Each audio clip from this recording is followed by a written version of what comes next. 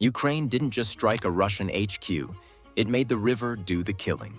A HIMARS launches in darkness, 47 seconds to impact, and a fortress turns into an island. In the next minutes, floodwater severs the Belgrad depot rail link, sensors choke on fog, and decoys bait Russian missiles. Then autonomous drones slip past the noise and go straight for the bunker. Watch how a $3 million gamble breaks surveillance, exposes long-range radar, and sets up a 915-kilogram blast that wipes a command node and forces a retreat. Before we move on, please take a moment to subscribe to the channel and like the video. If the HQ is wrapped in radar, point defense, and a rail-fed supply artery, where do you even begin? You start by mapping what keeps it alive. At the Belgrad Dam complex, the stack runs deep. Long-range eyes sweep the sky first.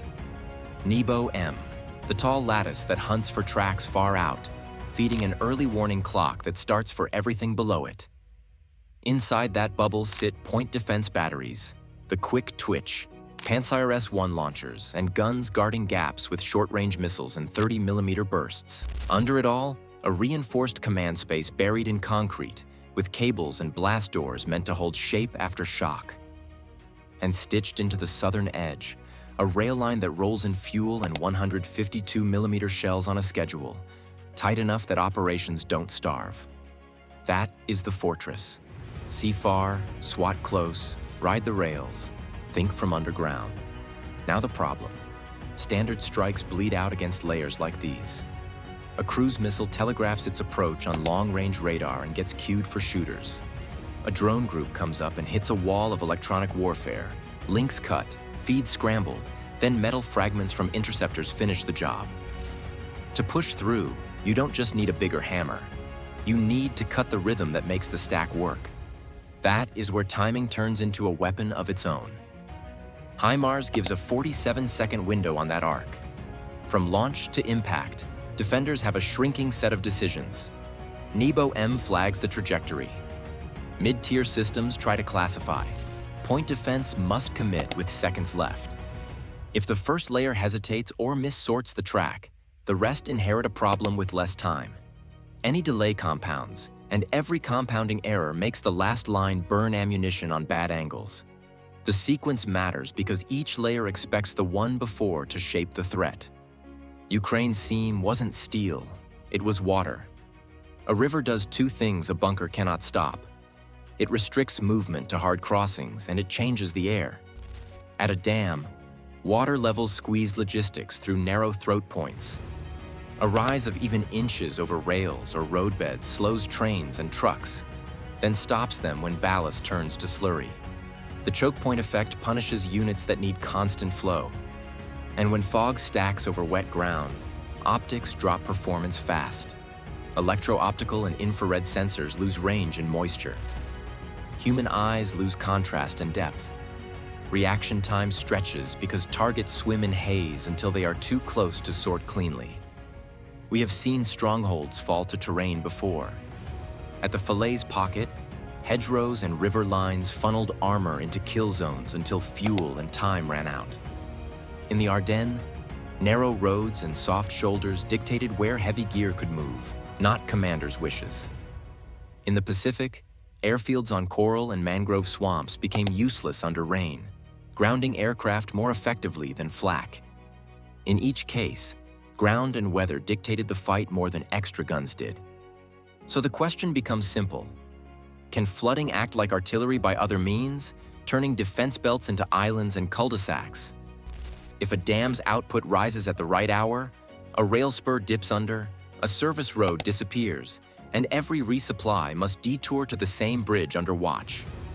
If fog and spray lower sensor fidelity, then the radar may still see, but the shooters and spotters struggle to confirm. The first objective wasn't to crush the HQ at all. It was to strip its legs and its eyes, kill the mobility and the vision, and the bunker sits, supplied by promises instead of freight. Once the rhythm breaks, defenders make poor choices. With mobility and sight disrupted, the next move is to force misplaced reactions and expose the hidden guns. What breaks a radar wall isn't always a better missile. It can be a better question for the radar. The hit isn't aimed at armor first. It's aimed at the logic tree that tells defenders what to shoot at, when to shoot, and how to move while they do it. Change that logic, and the wall opens gaps that weren't there an hour ago. The first move is blunt and on schedule. A HIMARS packet rides in, timed to arrive as sluice gates raise output upstream. The opening strike is not meant to collapse concrete. It clips the edge of the Belgrad depot junction, the switchgear and ballast that keep trains rolling. Within minutes, water creeps over the low section of railbed, turning crushed stone into mud and killing traction. Freight that was due in 20 minutes now has no safe approach. That lost rhythm is the point, because every unit downstream begins to ask new questions with less fuel on hand. As the water spreads, the defenders light up their electronic warfare. Kasuka 4 pushes noise into the FPV channels and control uplinks. Video breaks into blocks, latency jumps, and then links die. Visibility drops with the rising fog and spray peeling off the river. On the screens, the first salvo looks like it did little. Operators call that a win, because the feed from drones looks sick and the sky seems clear. They hold position and wait for the next obvious threat. What comes instead is a slow, ugly cloud of decoys. They sit low and stay inside the humidity layer. Each one carries a simple transponder and a thermal trick that reads like a small engine. Long-range interceptors reach for them because on the scope they look like a line of viable targets bending toward a protected point. The launch flashes give away where the big shooters sit. That disclosure sets the clock for what follows. Nebo-M does its job and splits the tracks. Fast ballistic arcs flag as one class. The crawling low-altitude cluster resolves as another. That separation is useful in a lab.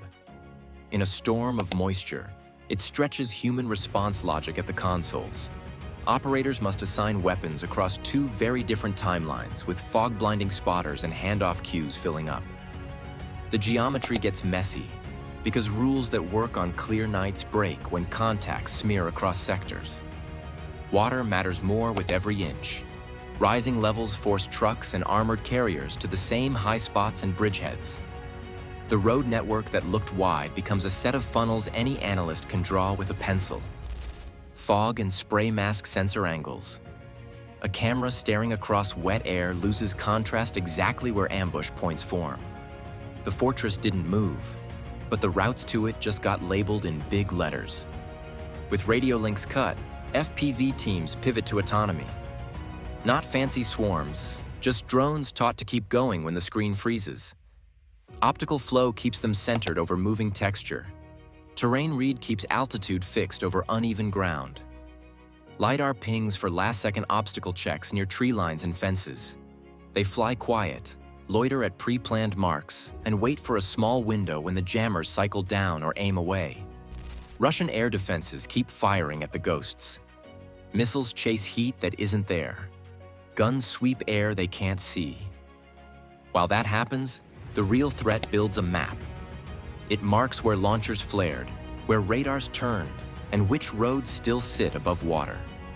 The flood is still climbing. Every minute isolates the HQ a little more. Then the switch flips. The rail lifeline goes dark. The big emitters that just revealed themselves go silent or shift to new spots. The dam complex looks the same on a tourist map, but tactically it's become an island with fewer doors. With defenses exposed and command cut from supply, the door opens for the decisive strike. Watch for the quiet weapons in the next fights. Water rises, fog lowers ceilings. Timing steals seconds that matter. Ask what a defense cannot see or move to cover, then press there. When mobility and vision fail, steel is just weight. The ground decides who eats and who waits. And once the map narrows, one strike is all it takes.